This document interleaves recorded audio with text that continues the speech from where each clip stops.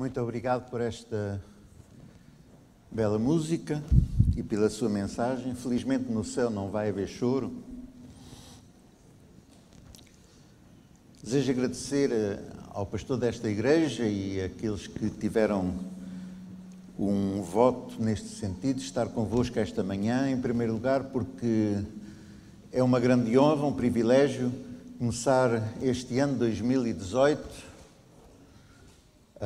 convosco, e desejo que o estudo da Palavra de Deus esta manhã possa vir de cima e não de mim. Já lemos um texto que fala da perfeição. O nosso tema vai ser a perfeição na Bíblia e na nossa vida. Vou dividir em três partes. A primeira, uma introdução. Uma segunda, as duas dimensões de perfeição. E a terceira, uma aplicação para os nossos dias, para nós individualmente, se for possível.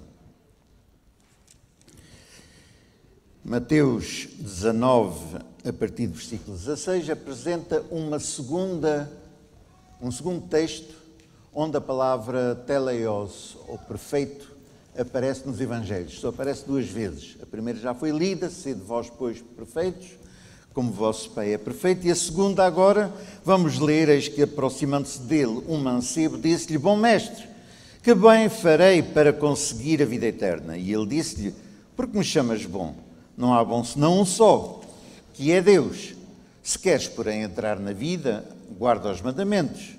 E disse-lhe ele: quais? E Jesus disse: não matarás, não cometerás adultério, não furtarás, não dirás falso testemunho, honra teu pai e a tua mãe, e amarás a teu próximo como a ti mesmo. E disse o jovem: tudo isso tenho guardado desde a minha meninice, da minha mocidade, que me falta ainda? E Jesus disse-lhe: se queres ser perfeito, vai, vende tudo o que tens e dá-o aos pobres, e terás um tesouro no céu, e vem e segue-me. Uma curta apresentação a este texto, nós lemos, penso que não há nenhuma dúvida, eu tenho várias e gostaria de as mencionar. Primeiro, eu vou contextualizar para que nós nos possamos identificar neste texto. É um jovem adventista, tem mais de 21 anos e tem menos de 30, de forma que está aqui naquela fase dos 20. Exatamente que idade ele tem, nós não sabemos.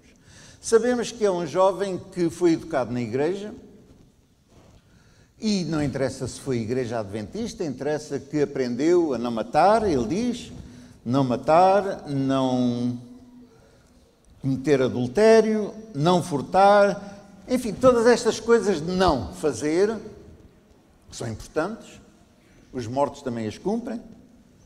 E depois há um mandamento que diz: honra teu pai e a tua mãe. Parece que ele fazia dessa maneira. E volta ao princípio: qual é o problema deste jovem? Ele vem à igreja, não há nenhum comitê de igreja que levante uma palavra contra ele, ele faz tudo bem, ou seja, não faz nada. Também faz algumas coisas bem.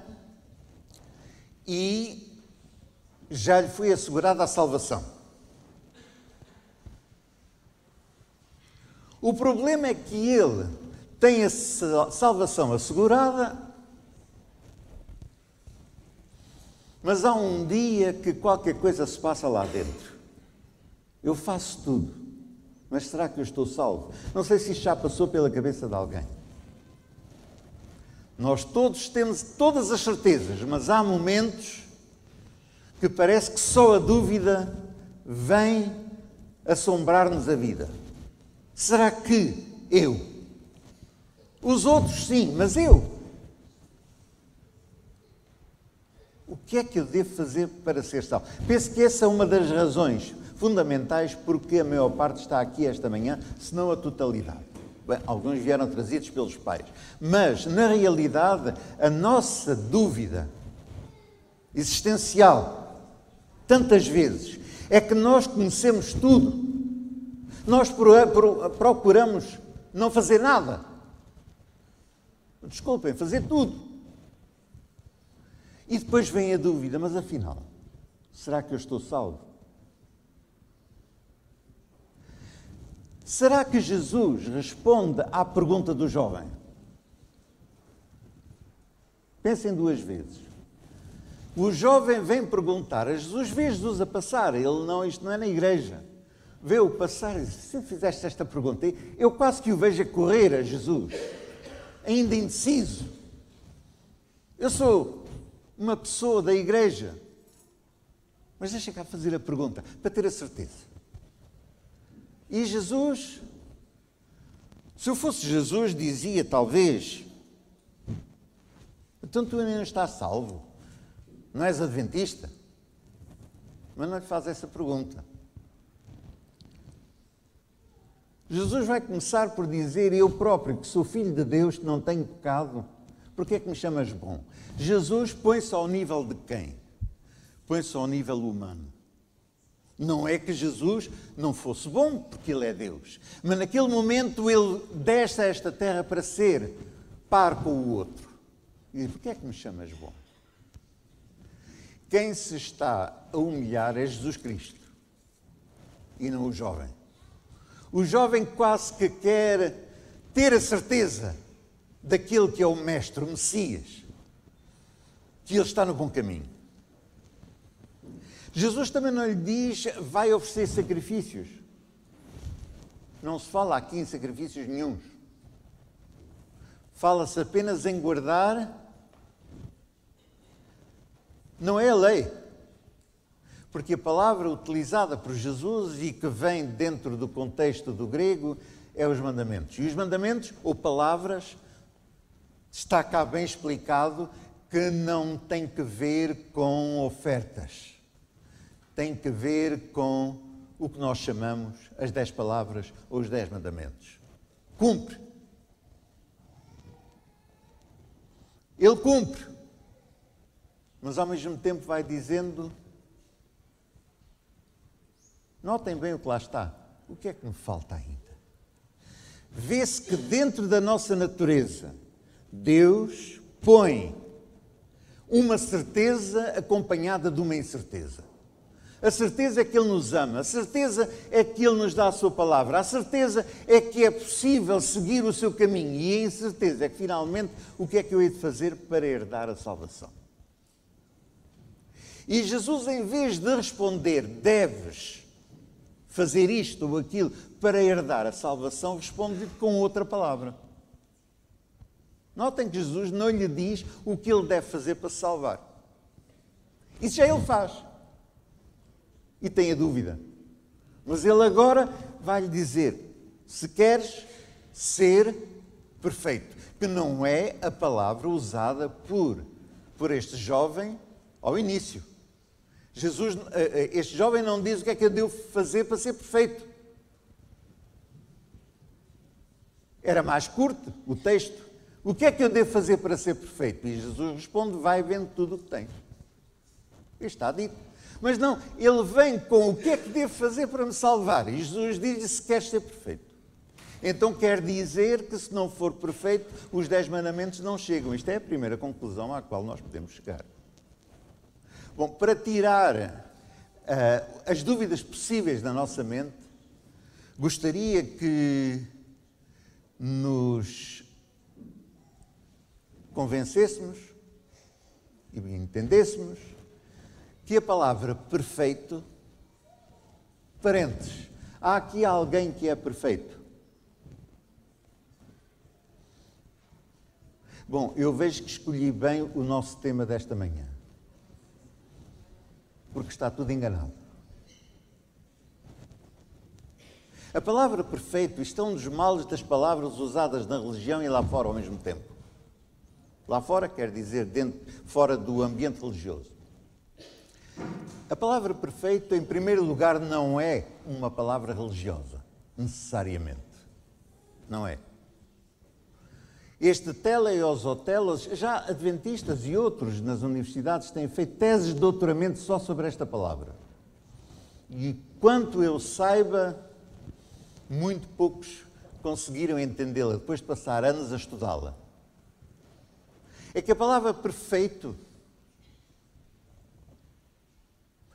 é uma palavra na nossa linguagem greco-romana, uma palavra que diz respeito ao acabamento do produto.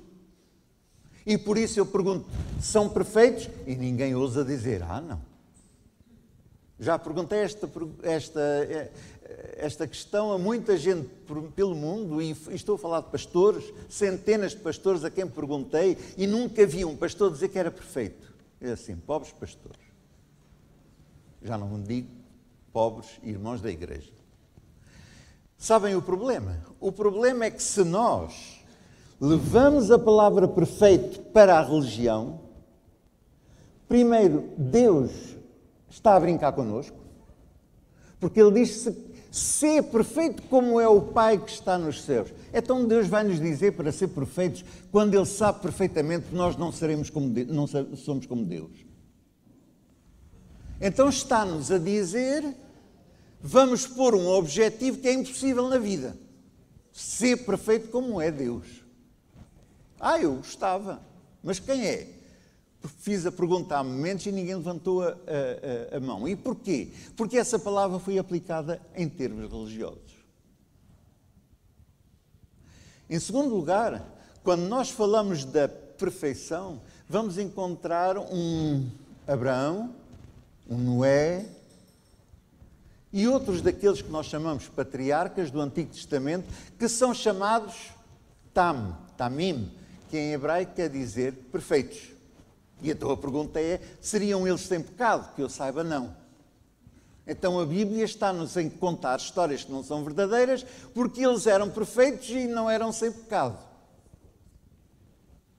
Então agora vamos perguntar, mas se eles eram perfeitos e tinham pecado, será que nós hoje podemos ser perfeitos e ainda estamos sujeitos ao pecado? Nos manuscritos do Mar Morto, de Qumran, nós vamos encontrar o uso dessa palavra de maneira secular, que nos permite, porque os escritos são do tempo, mais ou menos, de Jesus Cristo, dos Evangelhos, vamos encontrar o uso dessa palavra não necessariamente em termos religiosos. Isto é importante. E é importante para, ao estudarmos a Bíblia, não irmos para palavras que foram lá postas por traduções, não interessa qual, mas foram lá postas dentro daquilo que a nossa mente pode apreender do uso dessas mesmas palavras nos nossos dias. Mas que não são necessariamente palavras que correspondem àquilo que nós e que a Bíblia quer ensinar e nós queremos aprender. Creio que, para a introdução, chegamos ao que eu queria dizer. Vamos entrar numa outra dimensão que tem que ver com duas interpretações de perfeição. E vão ver que isso é mais do que nunca atual nos nossos dias. Tenho de esclarecer que aprendi em Israel, e foi um judeu, professor universitário, que me chamou a atenção deste pormenor. É que enquanto nós, chamados cristãos, falamos de religião em termos verticais, com Deus, o judeu, a quem devemos o Antigo Testamento e, enfim, a cultura da Bíblia, o judeu interpreta a religião horizontalmente. E este jovem disse-me, jovem que hoje tem a minha idade, bom, somos jovens, ele disse-me, sabes que em termos hebraicos, a religião não tem nada a ver com Deus, porque o povo judeu foi eleito por Deus, foi escolhido por Deus. Portanto, não há mais nada a fazer. Agora, o que nos interessa na vida, eu falei, o que é que tu fazes? Ele é advogado. E perguntei-lhe, o que é que tu fazes para ficares contente com a tua vida? Ele disse, nada a ver com Deus. O papel do ser humano é competir com o outro ser humano. A competição. Eu realizo-me na minha vida porque faço melhor que os outros. E ele fez melhor que os outros. E agora está satisfeito porque atingiu o máximo da vida, que foi ultrapassar toda a gente, dentro da especialidade dele. Esta é a dimensão religiosa que leva a uma perfeição, que é a perfeição perguntada por este jovem, este judeu. Agora vou passar para o tempo do judeu e não para o adventista. O que nós estamos aqui a ver é que, ao longo dos séculos, a religião que devia unir-nos a Deus desenvolveu-se numa mentalidade de comparação com a outra pessoa ao meu lado. Eu sou melhor, eu sou pior. Isto é a função da escola. Sabem que a escola é mais ou menos inventada pelos judeus. A própria palavra escola quer dizer cérebro. É onde vão desenvolver o cérebro. Palavra que é igual em todas as línguas europeias, mais ou menos. Desenvolver o cérebro. Ou seja, eu tenho um 19, aqui o meu amigo, que é meu vizinho, só teve 18, eu sou melhor. E se tenho 19,5, eu sou logo admitido à universidade. Se eu tiver um 11, não sou. Quando muitas vezes eu tenho 11. Quando eu saí deste país em 74, pessoas com 11 na universidade, hoje teriam 20,5. Mas, enfim, os níveis vão mudando e as coisas têm evoluído, não sei se para melhor, se para pior, mas o que é certo, os americanos foram os que inventaram um sistema muito interessante, que é o PhD, o doutor em filosofia, que é saber cada vez mais sobre cada vez menos. E é talvez aí que nós paramos dentro da perfeição intelectual. Sei o que é um parafuso, não sei o que é uma porca. Mas cá vamos todos andando, se houver ao meu lado um que também sabe o que é uma porca. Assim, os dois juntos podemos explicar o assunto. Nós estamos em tempos de alta competição e o que nós chamamos a globalização não é mais do que a alta competição a nível mundial. Hoje estamos a ser submetidos à pressão chinesa, que aliás eu louvo em muitas coisas, porque há algo que eles têm e que nós deixamos de fazer. Eles, quando fazem, são sérios a fazer. Podem não perceber nada, mas são sérios, trabalham mesmo. E muita gente deste lado do mundo diz que trabalha e não trabalha. Passa horas para receber o salário. Mas, na realidade, o desejo de ultrapassar o outro é o que domina a nossa sociedade. Os alemães querem dominar a Europa porque, na realidade, quando eles trabalham a Arbeit é mesmo trabalhar. Não é ir para o trabalho. Duas coisas diferentes. E quando se fala em desenvolver, é desenvolver a sério. E nisso eu aprecio o chinês, porque pode não produzir muito, mas imitar sabe. Com todo o louvor para ele. Mas onde estamos a chegar é à perfeição horizontal, a nível global, que já existe no tempo de Jesus, quando aquele judeu dizia: graças, Senhor, que eu não sou como os outros.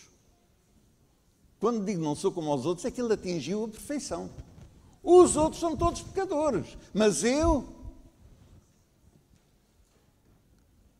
espero que aqui ninguém, apesar de ninguém ter levantado a mão e dizer que não é perfeito, espero que aqui ninguém se imagine superior aos outros. Seremos em muitas coisas, talvez tenhamos comprado um fato novo ontem e é melhor que o do meu vizinho. Mas na realidade, na nossa capacidade, quando entramos na religião horizontal, que é onde vamos viver até Jesus vir, quanto mais horizontal, mais ficamos iguais uns aos outros e mais nos distanciamos do nosso Salvador. E é por isso que Jesus não vai desenvolver o que devo fazer, vai dizer, queres ser perfeito, e agora Jesus vai jogar com a palavra. Porque não diz que queres ser perfeito, faz como aos outros. Ele já disse que faz como aos outros. Guarda os 10 mandamentos, ele faz as coisas que a igreja pede, ele é uma pessoa bem vista pela sociedade. Mas afinal, o que é que me falta se eu já faço isso tudo? E Jesus vai lhe dizer, se queres ser perfeito, não o perfeito horizontal. E como é que eu sei que não é o perfeito horizontal? Porque Jesus vai dizer, leiam o texto, vai, vende tudo o que tens, isso não o faz melhor que os outros, falo mais pobre, dá-o aos pobres e traz um tesouro no céu. E a seguir vem e segue-me. Esta é a dimensão vertical. Ou seja, se quisermos traduzir a palavra perfeito hoje, e é muito difícil pôr isto em traduções porque o hebraico não se traduz e estas palavras que, embora em grego sejam hebraicas, têm de se explicar. Na realidade, ser perfeito, segundo o ensino de Jesus, é ter um coração, em inglês dizemos undivided, em português traduzimos, um coração que não seja dividido.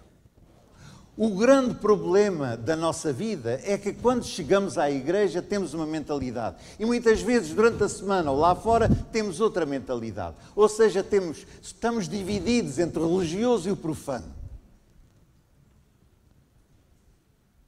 Nós não podemos ter um coração dividido. Podemos ainda ter de vencer as nossas tendências. A minha mãe, antes de morrer, chorava e dizia, toda a vida tenho que procurar dominar os meus nervos, mas nunca consegui. Há aqui alguém que nunca perdeu a paciência? Talvez que não tem nada. Podia vir a Jesus e dizer, bom mestre, o que é que eu hei de fazer para herdar a vida eterna? E Jesus não me dizia, guarda os mandamentos, dizia, não percas a paciência. Pois, é muito fácil dizer, não percas a paciência, e o pior é que perco. E não há maneira de dominar, mesmo que orem todo o dia. Há coisas na nossa existência, no nosso caráter, na nossa maneira de ser, que nós não conseguimos dominar, mesmo que oremos. Deus pode corrigi-las. Jesus dava grandes lições sobre como seguir o caminho da salvação. Mas Jesus nunca garantiu que podemos viver sem pecado. Foi João que disse, na realidade, é preciso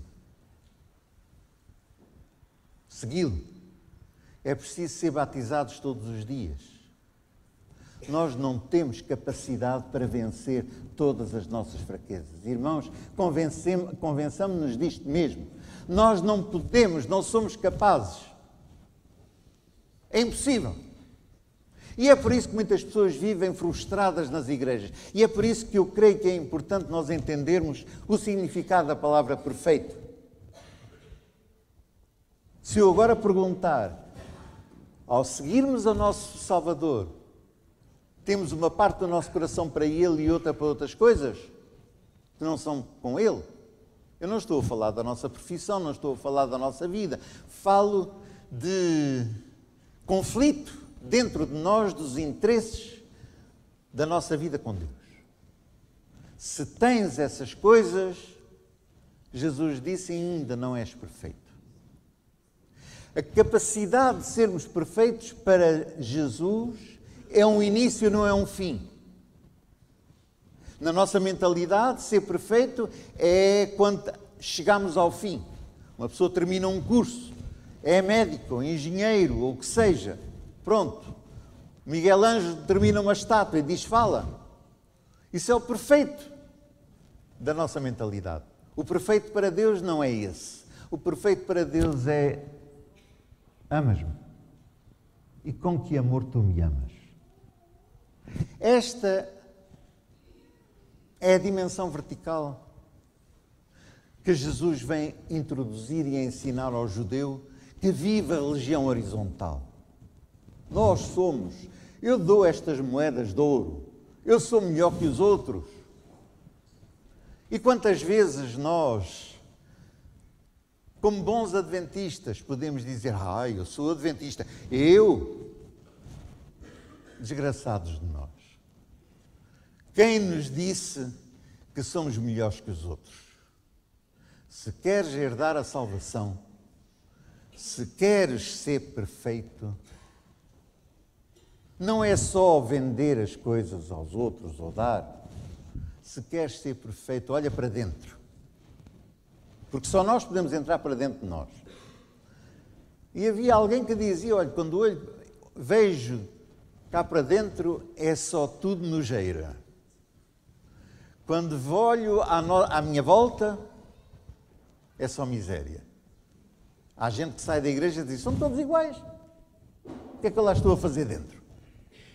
Quando olhamos ao redor, que miséria. A única solução não é a religião horizontal, é a religião vertical. Olha para cima. E é para cima, para o resto da nossa vida, seja ela de 10 anos, seja ela ainda de 100 anos.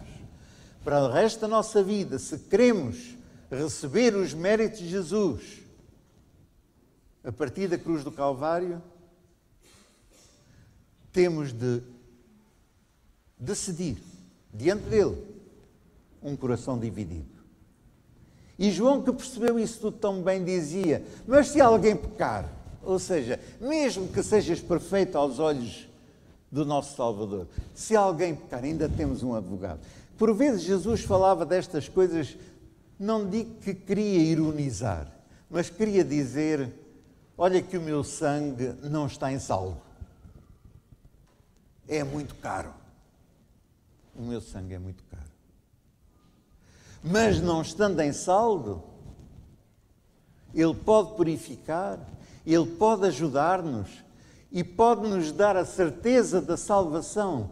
Hoje, aqui, a cada um presente, mesmo aos que receberam a semente em terreno pedrenido, porque a lição da escola sabatina onde falha é dizer podemos ter coração empedernido durante um tempo, mas há tempos em que essas pedras se transformam em alguma coisa. Essa é a grande medida milagrosa de Deus nas nossas vidas. Não interessa que coração tenhamos, interessa que no final, quando Jesus vier, nós estamos prontos para dizer este é o nosso Salvador a quem aguardávamos. O que nós necessitamos hoje, irmãos, é de um exame profundo de nós próprios. Não a perguntar se ainda cometemos pecados, todos cometemos, mas temos um advogado. Os discípulos que não entendiam muito bem, provavelmente como nós, por vezes diziam assim a Jesus, mas afinal, se é assim ninguém se salva. Quer dizer, Jesus era tão exigente nas coisas que ele pedia, que eles próprios que seguiam a Jesus todo o tempo diziam, mas afinal quem é que se salva? Nós não. E o que é que Jesus vem fazer por cima da perfeição? Vem dizer, a minha graça te basta. A graça de Jesus basta-nos na medida em que nós resolvemos dentro de nós não ter um coração dividido. E essa parte é possível. É possível por nossa decisão. Mas essa parte não implica, a partir de agora nunca mais faço nada mal. Isso não. Mas a minha decisão, eu entrego tudo a ti, não há reticências, não há nada escondido no meu bolso. A partir daí, tudo é possível para a minha salvação. Hoje, não sei, temos aqui meninos e meninas, não sei quem é que gosta mais de histórias, eu sempre gostei de histórias. Eu não os convidei aqui, enfim, porque no meu tempo tínhamos de ouvir o sermão todo. Mas Vou-lhes só contar uma pequena história que hoje já é obsoleta. Um pastor, estava a falar deste coração não dividido e convidou as pessoas a virem à frente para se entregarem ao Senhor. E houve uma menina que veio até à frente. Ela vinha com um sorriso muito confiante, abraçada a uma sombrinha. Sabem que naquelas idades, eu quando tinha 6 anos, tinha um Jeep da Dinky Toys deste tamanho. Quem me tirava aquilo, tirava-me tudo. Aquele carro fez muitos quilómetros nas minhas mãos. Feito como deve ser. Era o meu dadá. Esta menina era uma sombrinha. E o pastor, que a viu muito agarrada à sombrinha, perguntou-lhe, porquê é que vens com a sombrinha? Eu gosto muito da minha sombrinha. Mas tu dás o teu coração a Jesus? Dou. Mas quero guardar a sombrinha.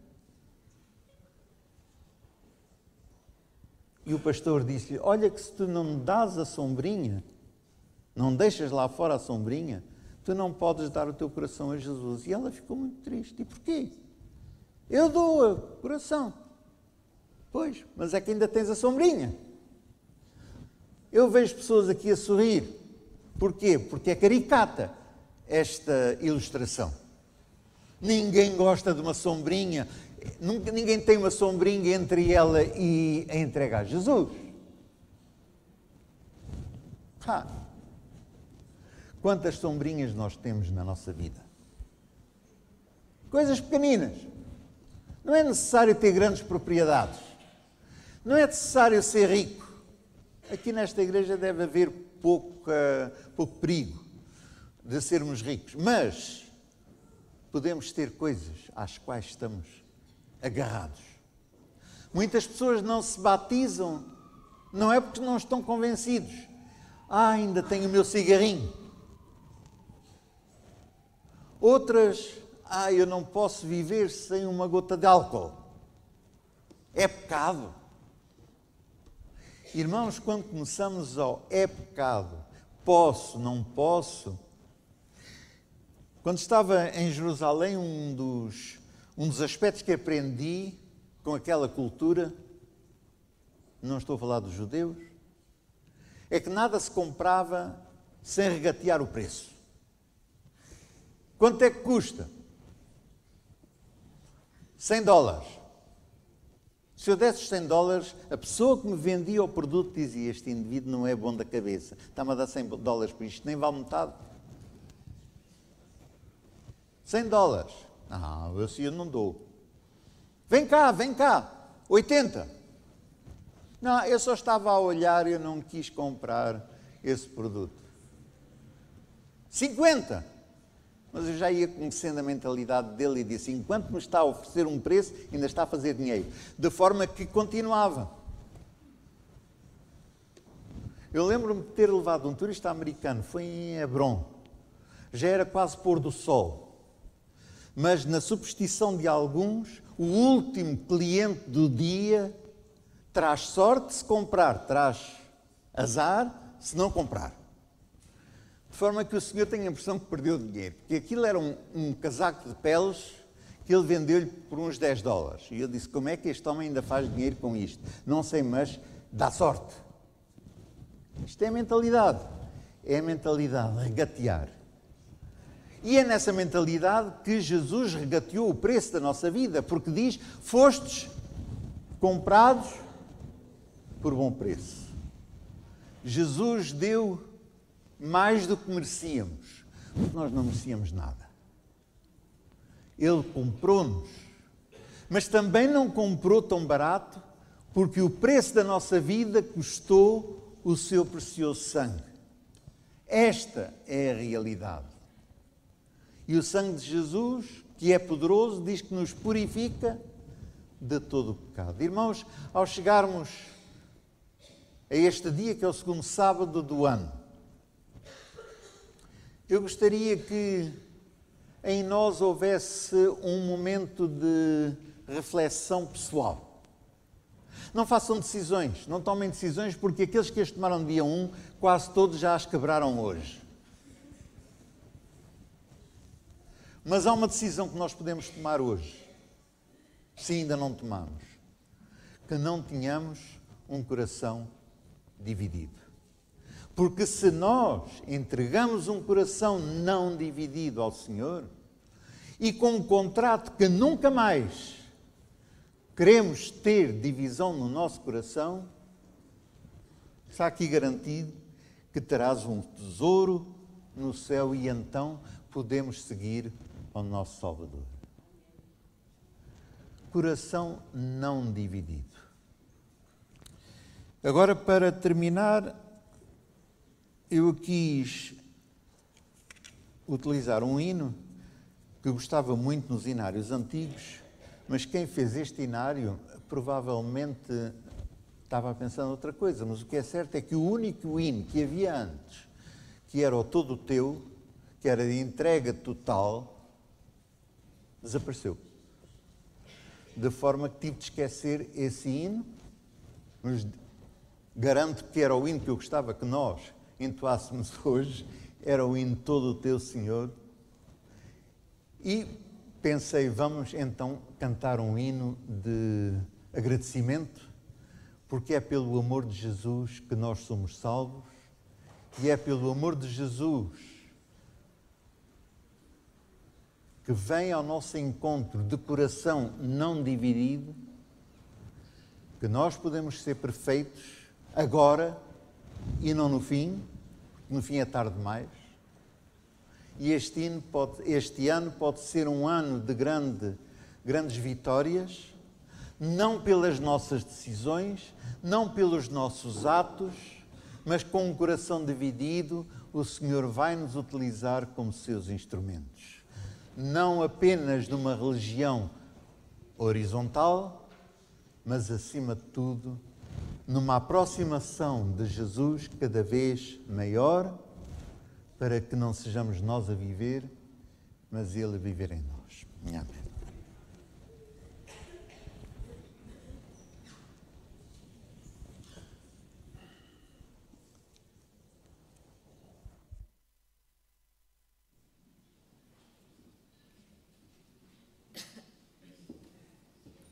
Vamos então entoar as estrofes do hino 113, 113, Amor Glorioso.